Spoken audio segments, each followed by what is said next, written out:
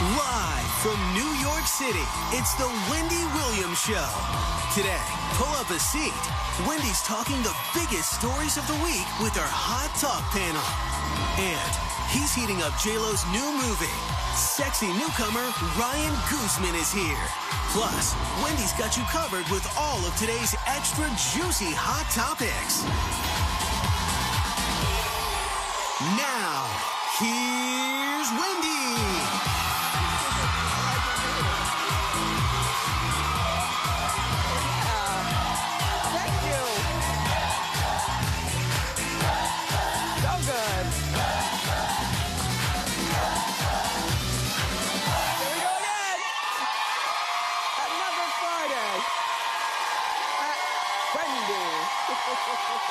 Thank you for watching.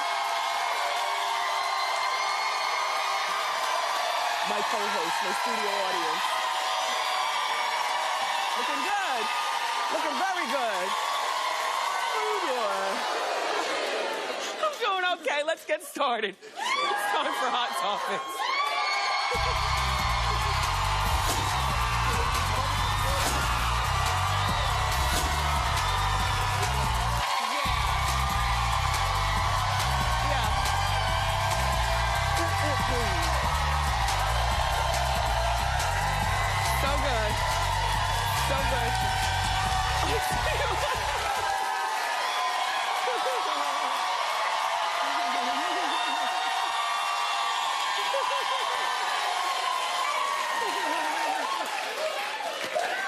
I see the tall man from Ask Wendy yesterday is back today. You got, yes, hello,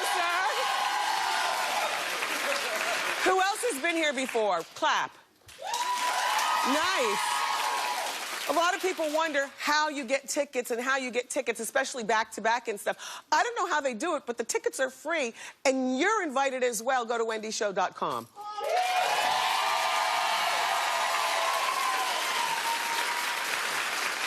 Miley Cyrus is taking jabs at Kylie Jenner through Instagram.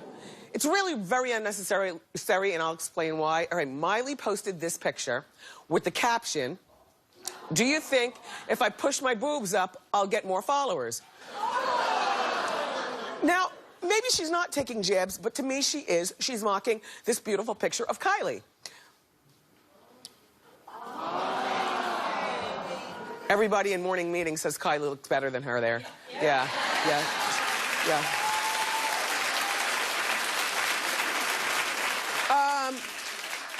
The thing is that Miley is such a bigger deal than Kylie Jenner that the bigger deals are never supposed to look down and clap back at the smaller deals. You know what? In my opinion, if you want to say something on Instagram, Miley, you need to either go to equals or go aboves, but not belows. I'm not saying that there's anything... I'm not saying that there's anything wrong with Kylie. All I'm saying is that Miley has been an accomplished actress and singer for, decades now. And for her to even pay attention that she knows who Kylie Jenner is doing her, Miley, a disservice. Does that make sense? And then, I asked my team, I said, okay, well, who has more Instagram followers? Well, I had no idea. Miley has 14.9. Kylie has 16.9 million. But still, Miley is still a bigger deal and more accomplished than this girl is as of right now. So still, it's like clapping back at somebody who shouldn't matter to you. You know what I'm saying? Anyway, good luck, Miley. And some people were saying that she just wanted a chance to show off her boobs. Hold on, my chair's hiding. You want me to slide it over? What do I do? Oh, thank you. Thank you. Show off her boobs, I guess, with a good push-up bra and poke out her lips. I said, well, she doesn't need an excuse to do this because Miley's always on Instagram showing something and poking something out. Anyway.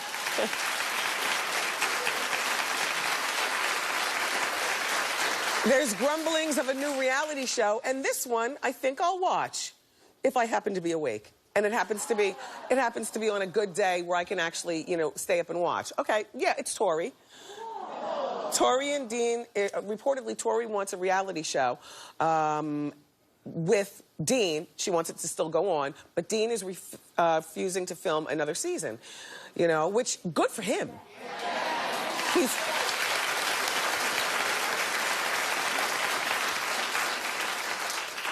lemony. He doesn't want to film another season, which, wow, I can't believe this. Somebody actually has a moral compass in this family. And I'm shocked that it's Dean. You know, it's usually the woman. But anyway, he doesn't want to film. She reportedly wants to live out her life on reality TV. So, to replace Dean, she wants her mom, Candy, to be on the reality show. Now, I'll tell you why this is the show that I'd watch. Because I really didn't care much about Tori and Dean, you know. I really didn't care much about them. But I do care about Tori and Candy, only because... If you're lucky enough to have your mother, then you've probably gotten into some really big fights with her. And it's always interesting to see mother and daughter dynamics, at least for one season, you know. Now, we know that when Mr. Spelling passed away, he left Tori $800,000. The word on the street is that Tori's always been bad with money, always spending what she doesn't have. So he left the lion's share of the money, over $600 million, to his wife, Candy. Candy reportedly is guarding this money. I'm sure she has trust funds set up for the kids. Tori's payday has been to rely on reality TV. But I suspect that even if she had the money, she's probably addicted to being in front of you all on TV. You know what I mean? And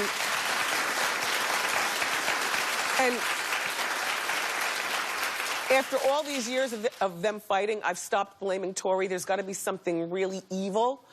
Sorry, Candy. Really, really evil as a mother. You know, your culpability in this whole fight as well. And so we'll be able to see that play out. I don't think that Candy will hold back, you know. I think that she might even bring her new daughter, Tatum O'Neal, on board. Well, you remember the party at Tori's house? And these two were laughing like mother and daughter. And Tori was like, what are you doing? Will you replace me? So...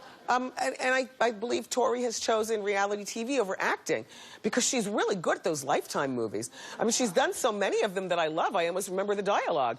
You know, one that comes to my mind, which was gag-worthy, was, "Mother, may I sleep with danger?" Well, it was 1996. And Tori had this boyfriend. And she was like, I think like a high school senior, maybe college freshman, young. And her mom in the movie did not want her to have this boyfriend because the mom realized that the boyfriend had killeristic ways. Well, it turns out he did. And Tori was really good at that. And I feel like Lifetime movies are always a good place for Tori Spelling. She gives good Lifetime.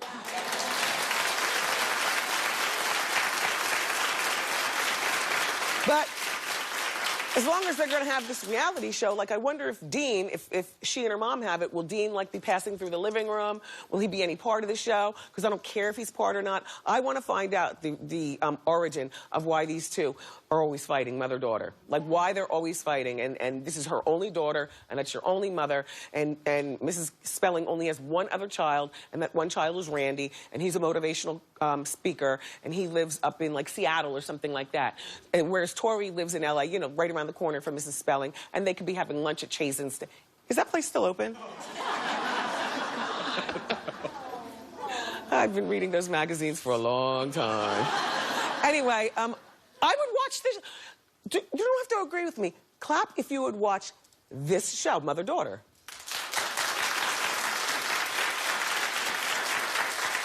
Clap if you just want them all to go away.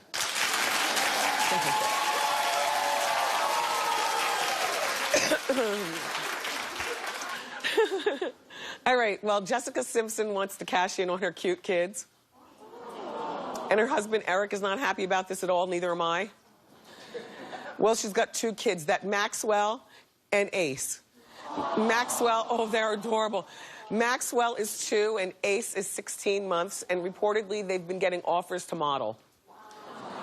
Jessica is thrilled, and Eric is totally against it. He wants his kids to have a normal childhood. I want them to have a normal childhood, too.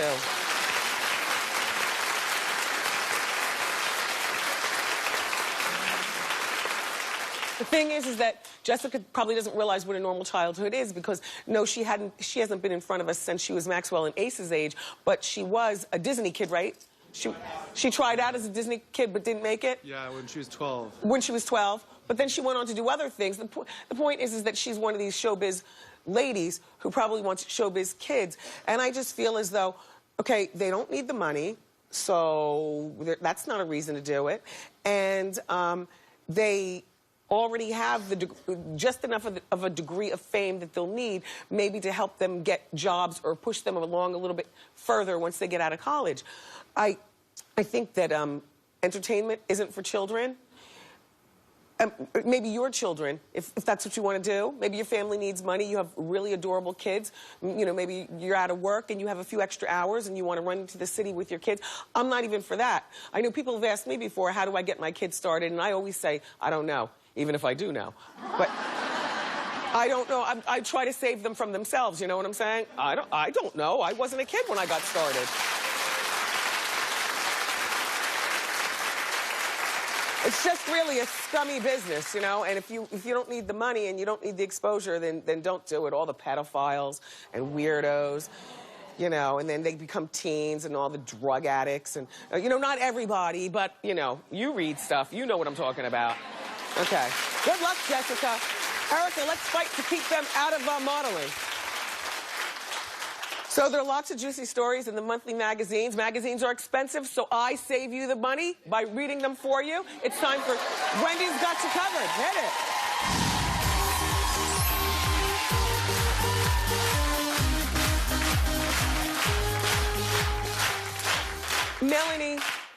Melanie Griffin's daughter with Don Johnson is on the cover of the new Vogue magazine.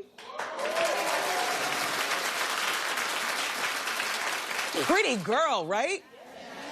That's the February issue. She really makes me look forward to spring. Fresh cut grass in the background. Light makeup, easy breezy hair. You know what I mean? It's a good outfit. She's your Christian, what's her name? Anastasia in 50 Shades of Grey. Yeah. She's very aware of how the movie will completely change her life. Here's what Dakota says. Now, mind you, I've never seen her in anything. Have you ever seen her in anything? No. Right, so this movie is going to catapult her into the stratosphere if she does well. Otherwise, it'll showgirl her like Elizabeth Berkley. All right, you know what I'm talking about. Okay.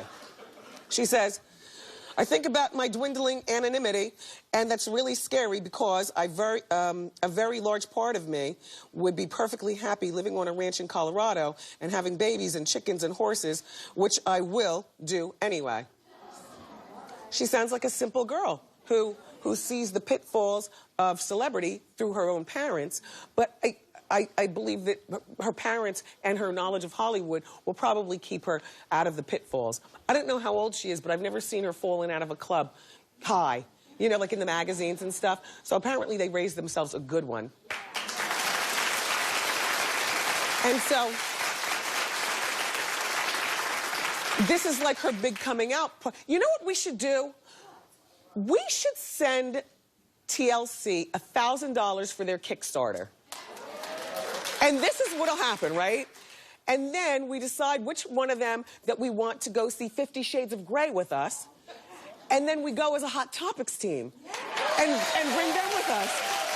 Remember, I was telling you yesterday that for $1,000, that's what you get, you know, to help them make their album. $1,000, they'll go to the movies with you. Anyway, in case that doesn't work out, I'm going to see 50 Shades of Grey by myself. It opens up on a Friday. Do they have matinees on Friday, like 11 o'clock in the morning? Perfect. I hear you got to get your tickets in advance, though, because it's so far like an extremely successful advance ticket item. And don't forget, it comes out on Valentine's weekend. Yeah. Now, Pharrell Williams is on the cover of GQ magazine.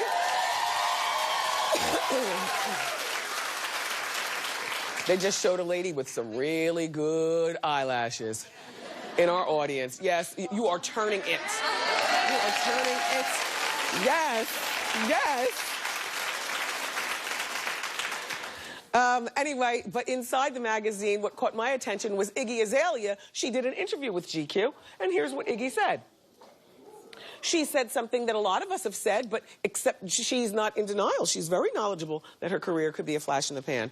She says, I hope it's long, speaking of her career, but I could be here for 3 or 4 years and then be out like most artists. At the very worst, if I had a short-lived career, at least I could say I sparked a change, that I inspired some leniency in what people accept in hip-hop. She's talking about the black-white thing. I mean, you know, Eminem was the first male rapper to do it on such a big scale. Of course, I fully acknowledge Third Base, hey, Search, and you know, and the likes, but, you know, Cypress Hill and whatnot. But, you know, on a large scale, it's Eminem, and no white girls have ever done it at all. So Iggy is doing it on a very large scale. But I've never thought that she would be around forever. I was thinking 3 or 4 years, and it really has nothing to do with white. It just has to do with people lose attention very quickly, and it just seems as though she's here and she's red hot for now, but she won't be around in 3 or 4 years. You know, if she is, fine. I'm glad that she's aware that her career could go away. It usually makes people a lot more humble, you know, when you meet them and when they walk through life knowing that it could go away. And then somebody in our Hot Topics meeting said, well, I wonder why it is that T.I. plays such a role in the back, why he's not out front more. And I said, I don't know, but like if I was signed on to do a talk show by, you know, another established talk show person, I wouldn't want them to be all up in it. I mean, you know, silently collect the checks. Let's, you know, divide money. I might have you as a guest on my show because you discovered me for the first season, but you're not going to be a staple. Like, if I was Iggy Azalea, I wouldn't want T.I. around all the time either.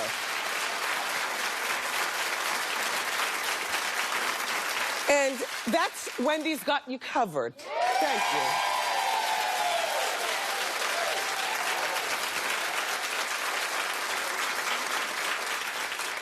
Were you watching the day that I told you? I act like you have nothing better to do but watch this show. I'm sorry. I'm sorry, but there are 23 more hours in the day. Just give me an hour.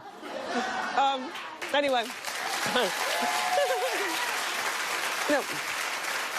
Were you watching the day that I was telling you that Ray J was trying to buy the house 8 doors down from Kim and Kanye?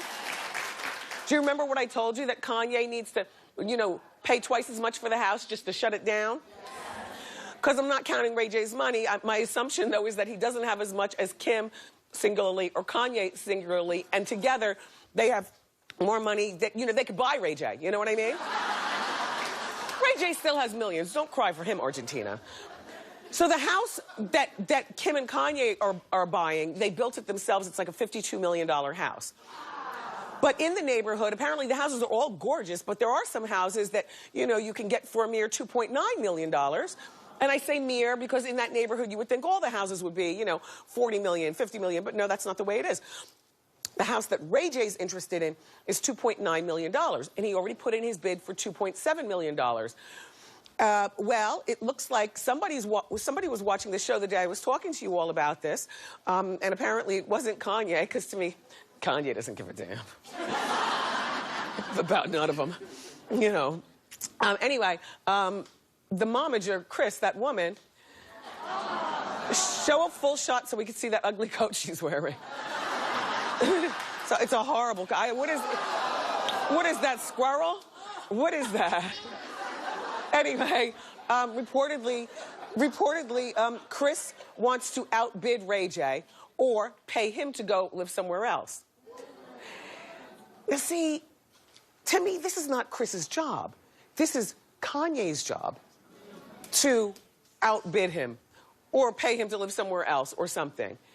But for Ray J, I mean, you know I have love for you, Ray J. You know I have love for you, Ray J. But your career has turned so ratchet, and the stuff that you put out there for us has turned so ratchet. And my thought is, you know what? Go with your strengths. I would make it my part-time job to make Kim miserable if I were Ray J. I would. And I wouldn't jump out of the window financially or, you know, drive out of my way to make it happen. But if there's an easy way I could see that I'd get under her nail, I would do it. Why not? And no, it's not because I think he wants her back. He had her. What does he want with her now? He hit it first, remember? But one thing that Ray J does say is that, no, I also lived here first. That was his neighborhood when he was a kid. And now, exactly, and so now he just wants to move back to his old neighborhood. And it's Kim and Kanye who are people who are just brand new to the neighborhood. So, oh gosh, my foot's asleep. I can't even feel it. Oh, crap. I can't feel my foot. Ow. No, I gotta stand up because we have more great show for you. Ow. We do. Ow. He co-starred with Jennifer Lopez in that sexy new thriller, The Boy Next Door. Ryan Guzman is here. But up next, our Hot Talk panel is going to break down the biggest stories of the week. So don't go away.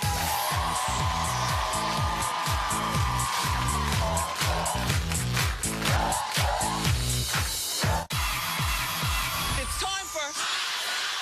You know it! All new.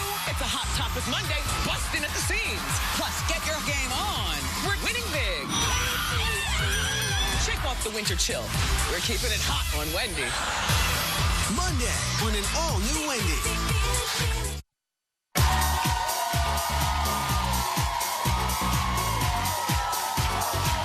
So funny.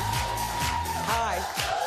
Okay, it is time. It's time to discuss the week's hottest topics in our latest edition of Hot Talk. Joining me from Dateline NBC, it's correspondent Andrea Canning is here.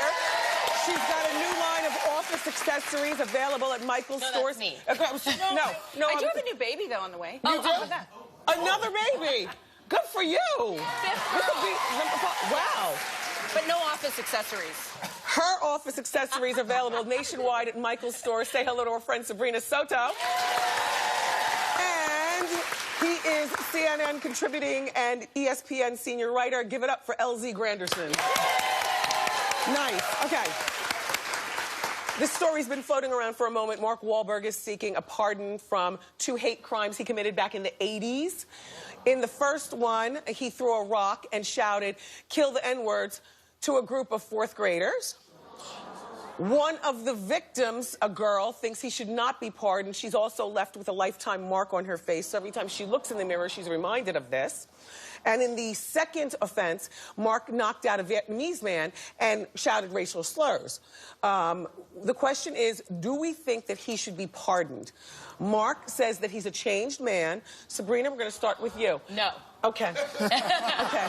No way. First of all, it would set such a bad precedent to say, again, here's another time that a celebrity is getting special treatment. Not only that, but it's also showing kids that, you know, when you do something when you're 16 years old, it's going to follow you. You cannot rewrite your own history. And from what I understand, he's asking for the pardon so that he can get a liquor license for his venture. Unlike other people who have criminal records, he can still get a job and make a good living, which he has been. Yes, yes. What do you say, LZ? Well, you know, I think about the time period when we first got to know who he was, right? Right. Marky Mark and the Funky Bunch. Right. Stole black people's music while still hating black people. That's the first thing I think about. It's like, you were with the Funky Bunch, surrounded by black folks, while a few years prior to that, you were throwing rocks and yelling the N-word at people. Let me just say this, because I went to college in Boston, and one of the things that we as black people were always warned is don't go to South Boston because it's racist as hell there. That's where he grew up, but I do think that a leopard can change its spots. Don't be mad at me, but I really do. Tell me, Andrea. No, I agree with you. I think it was obviously how he was raised. Yes. And let's face it, Mark Wahlberg really went out into the world, met lots of different races and was introduced to different cultures. Yes. And probably, I'm hoping, which is what we all want, is that he changed. Yes. I think he has changed. And by the way, a pardon is not an exoneration. No one is saying he didn't do this. No one is erasing it from his record. A pardon is just giving him certain civil liberties that he had before he got in trouble. Reasons why he talked about it, one was the liquor license, but then also, too, he said he wanted to be able to help at-risk children. And he also said that he wanted to be one of those volunteer helping. cops like Shaq does, and you can't do that stuff. Right. And there is a way to help at-risk kids even when you do have a record. And as far as the license, he wants to be able to get more of those Wahlburgers, which, you know, I say, let him try one good time, but don't bother the red tape in Boston, the government and the authorities and stuff like that, if it doesn't happen the first time around. Listen, he's got children now. He also had a bunch of nasty tattoos all over him, which if you've seen recent pictures of him, he's gotten all the tattoos removed, and he wants to show his kids and other at-risk youth better. And look, he's putting the spotlight on himself by bringing this up. You're the one who always says, if you wouldn't be talking about it, we wouldn't even know this. Like, he's bringing light to what he did. That's a good thing, though. Because then I'm not.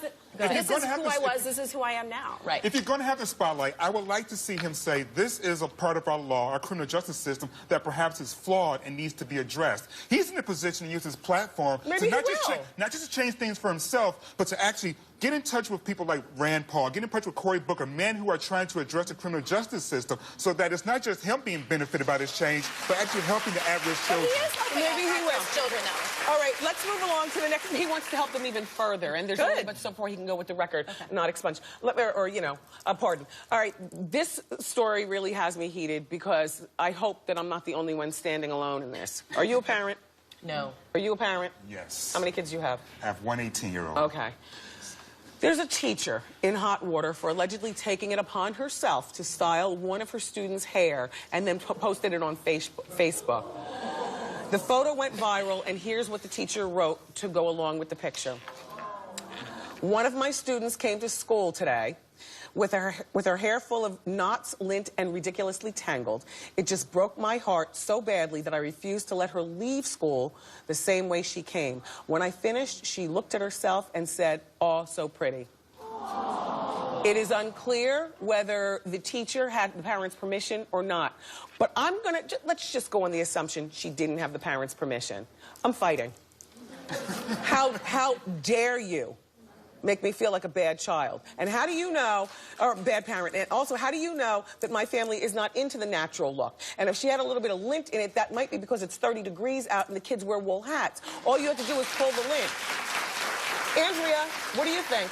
Well, I think I don't like the part where the mom might have been made to feel bad, but I do like the teacher taking the personal interest in the child. I have 4 girls. Some days they go out of the house, their hair looks terrible. Yeah, but that's white hair, you fluff I know, but it looks bad. Still, if my teacher did something special to my daughter's hair, I would think, oh, that's so sweet. She took the time to take a personal interest in my child. You know, at least she didn't put the name of the child. She didn't show her face. Now, I do feel a little bad for the mom. I don't feel bad for the mom. I feel bad for the child because the picture was posted on Facebook. Her face is on. No. Even though her face may not be on there, her classmates know who she is. Yeah. The other people in the school, they're not too young. If you're Their moms aren't too young, though. The whole school is talking. You guys were always talking about teachers going and taking the next step, not just educating our kids. And here I don't have a problem with her doing the hair. I have a problem with posting it on Facebook. If you did a good deed, then do a good deed. You don't need to post it on Facebook.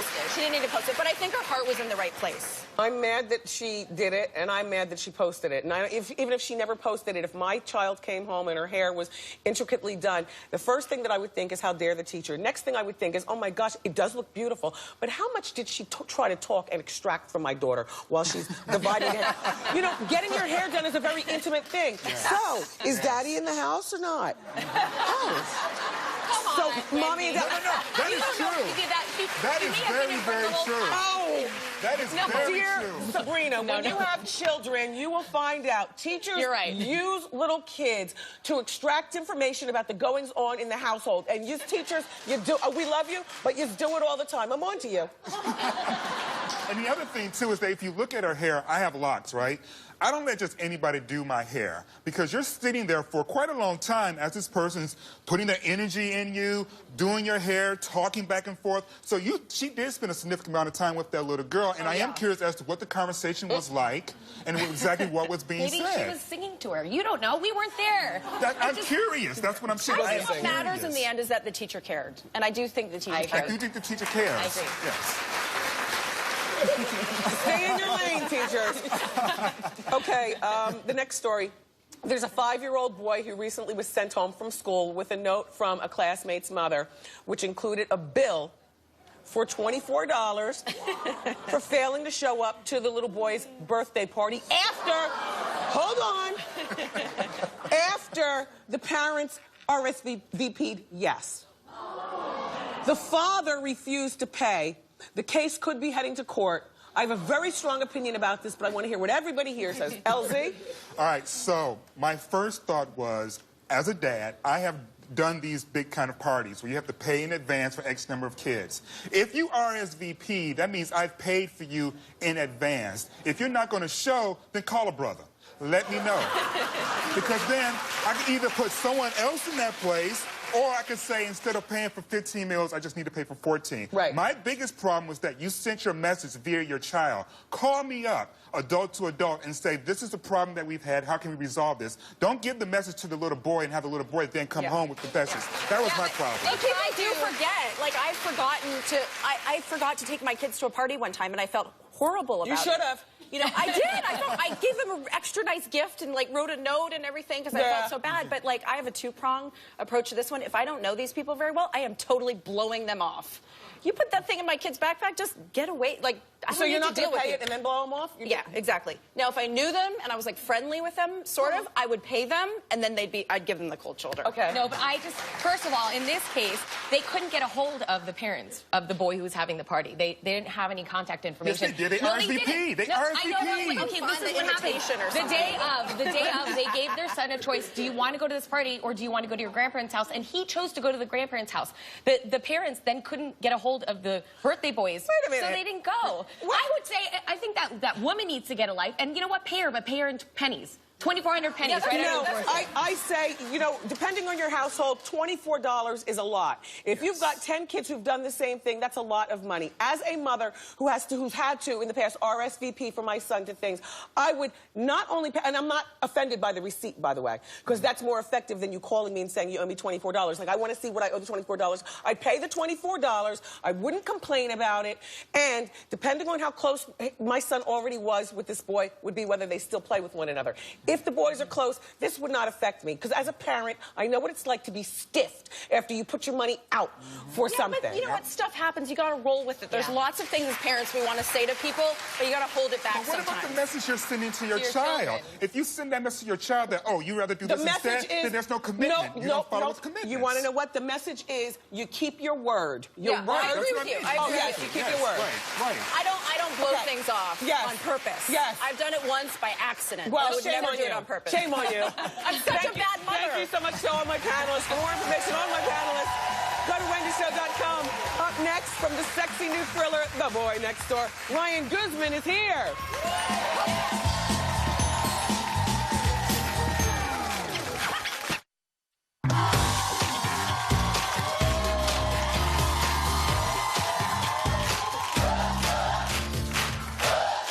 First guest becomes obsessed with his co-star Jennifer Lopez in the sexy new thriller, The Boy Next Door. Take a look. Hey, Mrs. Peterson. Hey, Noah. Oh, looks perfect. You tell him what happened this weekend? What happened? Oh, there was a big thunderstorm up here. You guys didn't get it up there? No, beautiful. Dry as a bone at the lake. Well, it got pretty wet here. You know what? Big day tomorrow, first day of school. It's getting kind of late. It's like 8:30. No. Actually, I gotta get going. It's big day tomorrow. I'll walk out with you, Mr. Peterson. Oh, I'm gonna stay around about things. Well, you know, I'll walk out with you, Noah. Yeah, come on. Do you want to take a cookie for the road? Love your mother's cookies. God. Please welcome Ryan Guzman.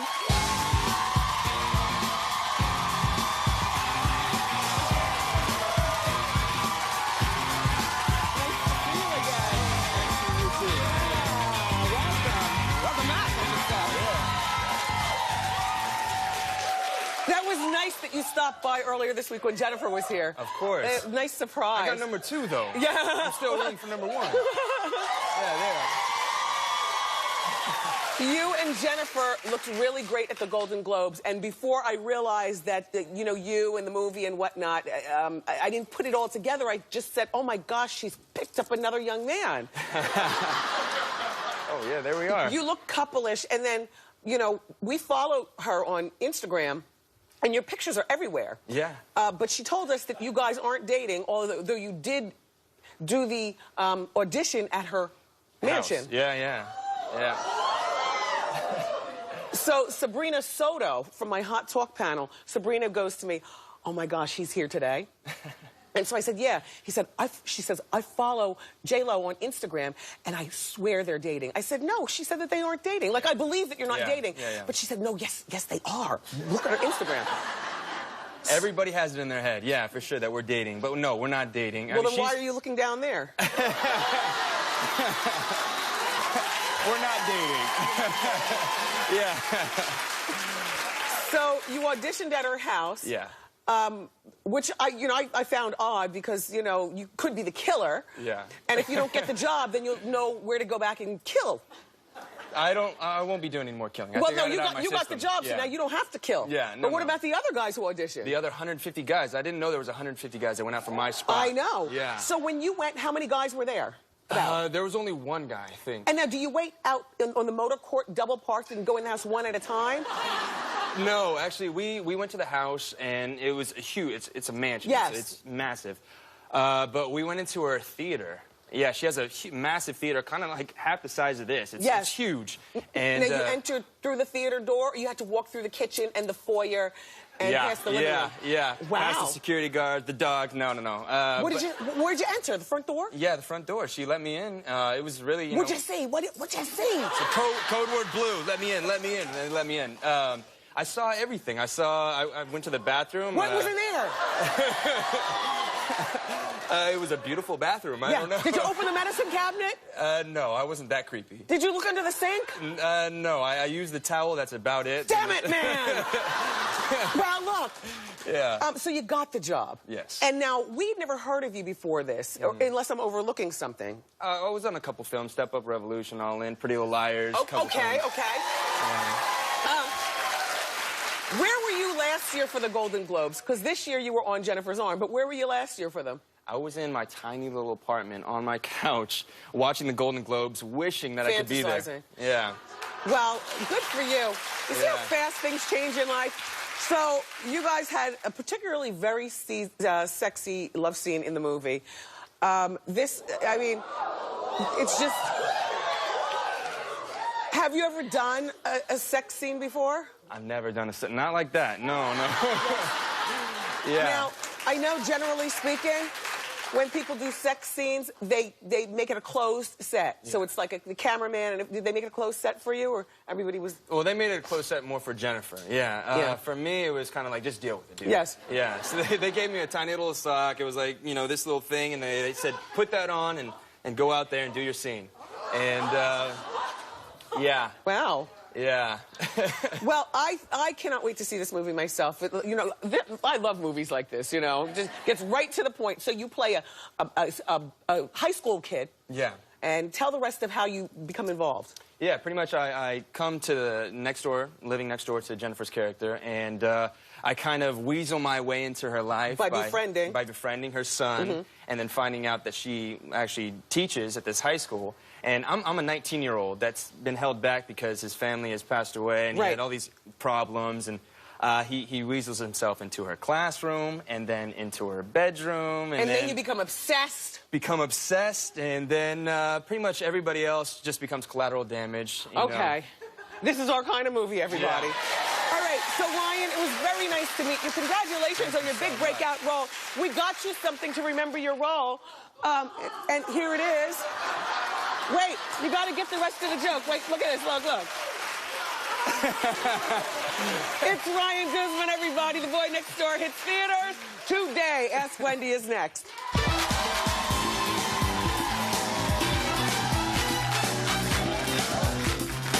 On an all-new Wendy. Here comes another one. Thanks, Donald. The next fired Celebrity Apprentice, they'll be here. And Beyonce's makeup artist, Sir John, shows us how to get the celebrity look. Flawless. Tuesday on an all-new Wendy. Good. It's time for Ask Wendy. Hi. Hi, Wendy. My name is Erica. How are you doing? How you doing, Erica? So tomorrow's my 37th birthday, and I want to do something really different. Okay. So I want to get a nice tattoo on my arm, a Hamsa hand. But my husband, a Hamsa hand. What's that? So it's a Middle Eastern hand, and it's for good luck. And I've seen that. Yeah, so it has a nice little evil eye in the middle. Okay. So my husband thinks I'm too old for it, and he thinks it's going to look ratchet. But should I go against his wishes and get it anyway? Because it's my birthday. I think that you shouldn't get it. Even if it was something that he was okay with. I just say rethink tattoos. Like, everybody has them now. The more special person, and we've talked about this, the more special people are people who have not marked their bodies up. Take it from somebody who has a tattoo. I wish I didn't have one. You know what I'm saying? Across my tummy tuck. Well, it has a real significant, has my son's initials in it. I already have the design. I'm just waiting for, like, the green light. But... Can't you get it someplace besides on your arm, then? Can you get maybe my rib cage? Maybe on your rib cage, because you never show that. That's and fair. So it wouldn't be as ratchety. Okay? I'm open to it. I just want to get that, too. But I thought it was really nice under my arm, under my muscle. And maybe something small. Maybe it's small. Rib cage, I think I'll get a much larger. Okay. No. Okay. Smaller? Happy birthday. Good luck with your decision. Okay. I still say don't do it. Thank you. You're welcome. Oh, more Ask Wendy next. Don't go far.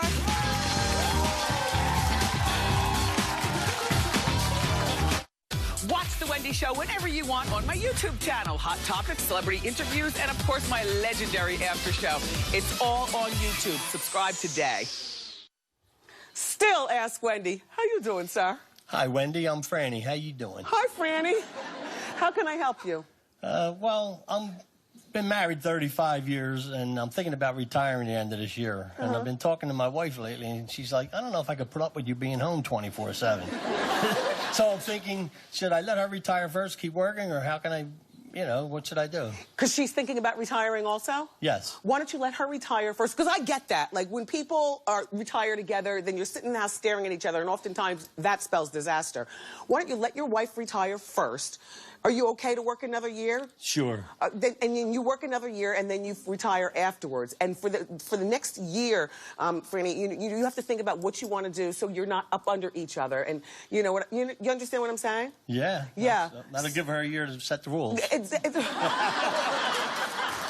Happy wife, happy life. There you go. All right, Franny, thank you. Eye candy is next. Don't go far.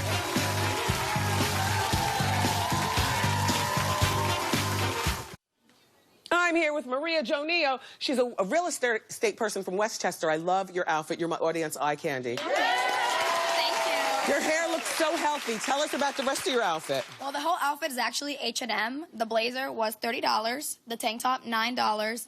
The pants were $40, and the shoes are just fab, $39.95. Those are really good shoes, too. Congratulations. Here's your eye candy, Maria. Your fan, and we'll be right back. Yeah.